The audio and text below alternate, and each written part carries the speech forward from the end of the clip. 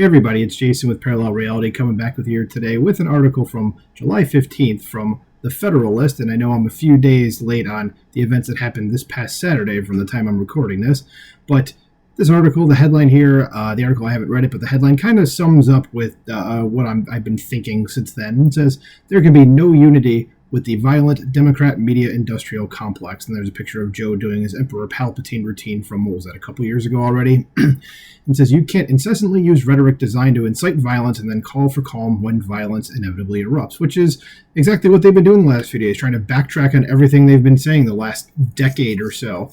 But let's see what this article has to say, and then I'll throw in comments as needed. It says, the blood on former President Donald Trump's face was barely dry before calls to take down the temperature and unite began rolling in from Democrats and their courtesans in the press. President Biden issued a statement after the assassination attempt Saturday evening calling for unity, as did Vice President Kamala Harris and scores of other Democrats. Even the clueless and cowardly Republican Speaker of the House, Mike Johnson, got in on the unity wave, saying, we've got to turn the rhetoric down, we've got to turn the temperature down in this country. And that's kind of funny, but coming from Biden and Kamala, who have both said extremely inflammatory things, and even I'm recording this on the 16th, so just a day after this article and 3 days after the assassination attempt, and Biden's already gone back to saying things that are inflammatory as hell. So yeah, it's we don't forgive you. Says, sorry, but that's not going to happen. There could be no unity with people and institutions who have spent years whipping the left into a violent frenzy over Trump. This goes for Democrats and the corporate media alike. President Biden has spent the last few years declaring war. Where did I see that word? Declaring over and over that Trump is a threat to democracy. Some are outraged about Biden's recent call with donors when he said it's time to put Trump in the bullseye, but far worse rhetoric from Biden has been commonplace for years. Biden's infamous red wedding speech in Philadelphia, and that was what was hinted at in the this picture here, the Emperor Palpatine comment that I made. Say, where was it? I lost my spot. Here we go. So Biden's infamous red wedding speech in Philadelphia, where he declared Trump and MAGA Republicans were a threat to democracy, was nearly 2 years ago. Yes, they're a threat to democracy, even though, should we start with the list of things Biden's doing that have been like dictatorial / unconstitutional, like, shall we? But let's just keep going with this article because I don't want this video to last for 4 hours. As he has maintained that dangerous rhetoric ever since, repeating some version of it nearly every week. On June 28th, the president posted on X that Trump is a genuine threat to this nation, he's a threat to our freedom, he's a threat to democracy, or to our democracy, and he's literally a threat to everything America stands for. No, Joe, that's you. It's Democrats project a real lot, and this is definitely the case of projection. And then an embedded tweet from Joe Biden's personal account saying Americans want a president, not a dictator. You're right, so you should resign right now then, Mr. Dictator. It's not just Biden, of course. Democrats and the media have encouraged political violence against Trump for years, with a constant stream of overheated rhetoric designed to provoke riots, terrorist attacks, and assassinations. Now that it has led to an actual assassination attempt against Trump, they say they want to cool the rhetoric and call for unity. I don't think so. You don't smack someone in the face with a hammer and then insist everyone needs to calm down. Yeah, that's probably as good of an analogy as I could possibly come up with, so that makes sense. As the corporate media especially has long pushed what Mollie Hemingway back in December called assassination prep. And Mollie Hemingway, just for people that don't know, she is, I believe, the number 1 or 2 person at the Federalist. And I haven't read any of her books, so I've always heard pretty good things about them. Maybe I'll have to start doing that. So just so you know who she is, in case it's not just a name drop in his article for you and you're like, I have no idea who that is. So it says, it's assassination prep. It's nonstop comparisons of Trump, the funny mustache German World War II guy, incessant warnings that if Trump isn't stopped, it will mean the end of democracy in America, and mantra-like repetition that a Trump victory in November means the gulags for every leftist identity group. It would sound cartoonish if it wasn't true. It says, the June issue of the New Republic, and this came out like a few days before this assassination attempt, is explicitly devoted to comparing Trump to, again, funny mustache World War II guy, one of the greatest mass murderers in human history. It's full of essays about how grim life will be under dictator Trump. You know, it's funny that they all, they go to this stuff. It's like, guys, he was president for 4 years already. He didn't do any of this stuff. And you guys just picked up right where you left off. And it's like, well, we saw it already. Like, we know that's not going to happen. It already didn't. Why would it happen now? Okay, like, just Jesus Christ, stop. You sound insane. Says the editors justified this by saying, today, we at the New Republic think we can spend this election year in one of two ways. What, by being dicks? Says we can spend it debating whether Trump meets the 9 or 17 points that define fascism. I mean, I wonder what their definition of fascism is. They're going to lead to the right. Fascism is not a right-wing idea. So my answer to that is he probably doesn't meet any of those.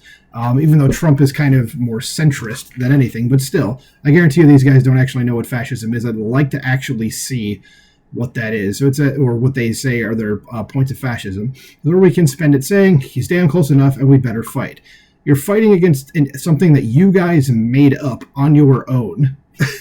And you're taking it out essentially on other people. You basically just decided some random dude, now named Trump, is evil, and you're like, I'm gonna go kick that guy's ass. And it's like, you made that up. Like, he didn't do it, the things that you're saying. So, like, what the hell? As The Atlantic recently titled an entire issue, If Trump Wins, featuring dozens of articles outlining all the ways Trump will destroy America if he wins a second term. You know, like all the ways he destroyed America the first time. Obviously, that's sarcasm.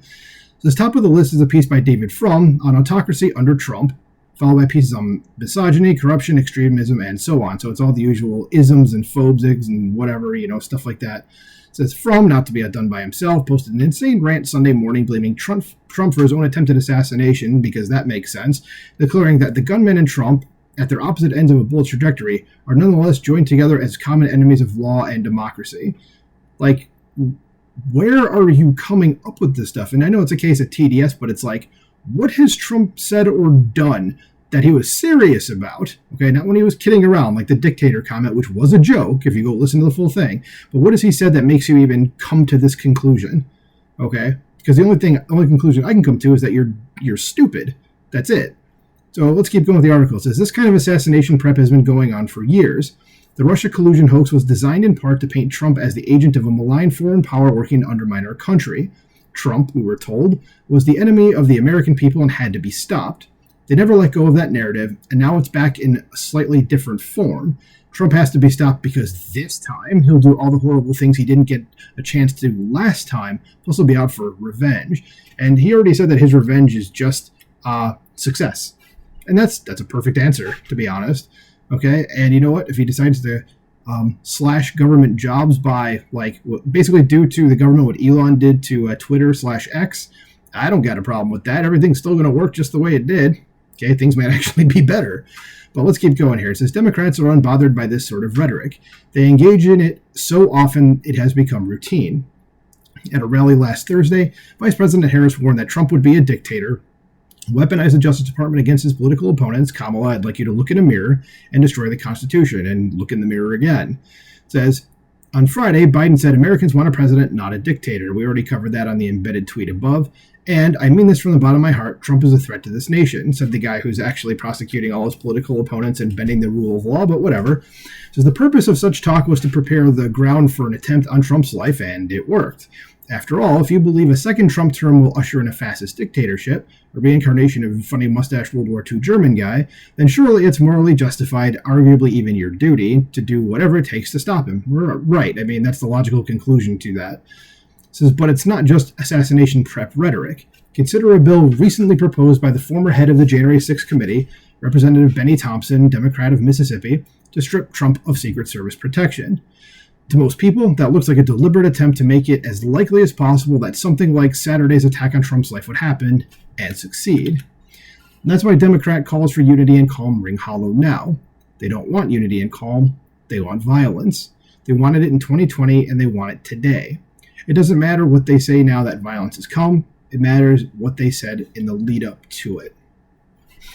After the assassination attempt, Biden feigned outrage, saying, the idea that there's political violence or violence in America like this is just unheard of. Never mind, the summer of 2020, but whatever.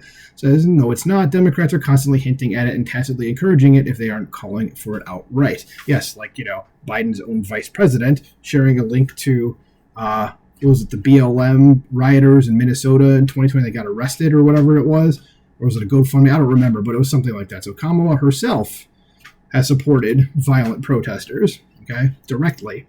So no, there will be no unity and no toning down of anything until Democrats and the media renounce their past violent rhetoric and stop encouraging the worst, most unstable elements in the country to carry out political terrorism. Until then, the rest of us will understand what Democrats and the media have made clear. They are our enemies, they wish us real harm, and they are prepared to plunge the nation into violence and civil strife before they relinquish power. There's no unity to be had with such people. I don't disagree with any of this. I mean, it pretty much says everything that I've been thinking in my head, for the most part, is that they wanted to sit here and say, like, oh no, everything should calm down after this. It's like, you guys did this. Okay, like it said, like the analogy that was made a bit further down in the article is that, was it that someone hit you in the head with a hammer, and then they're like, no, no, you're like, we need to calm down now. And it's like, what? No, that's not the case. So when Trump takes power, hopefully he can, get to the bottom of certain things and be successful. Like he said, that's all I want. And that's all we need to do. We just need to make America great again. So let me know what you guys think about this in the comments below. Like, share, subscribe, and I'll talk to you soon.